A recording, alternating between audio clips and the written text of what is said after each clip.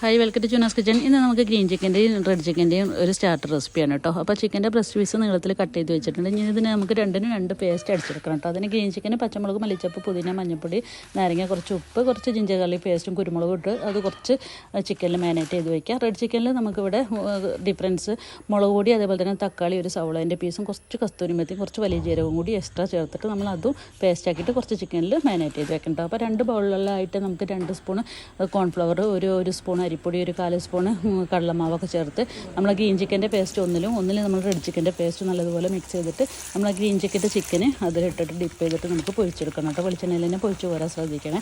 അപ്പോൾ അത് ആദ്യം നമ്മൾ ഗ്രീൻ ചിക്കൻ പൊരിച്ച് വരുന്നതായിരിക്കും നല്ലത്. റെഡ് ചിക്കനുള്ള ഓയിലിൽ റെഡ് കളർ ആകുമ്പോൾ നമ്മുടെ ഈ ഗ്രീൻ ചിക്കൻ്റെ കളർ ഒന്ന് മാറാൻ ചാൻസ് ഉണ്ട് കേട്ടോ. അപ്പോൾ അതുകൊണ്ട് സിമ്മിലിട്ടിട്ട് നമുക്കൊരു മീഡിയം ഫ്ലെയിമിലൊക്കെ ഇട്ടിട്ട് നമുക്കിത് പൊരിച്ച് പോരാം കേട്ടോ.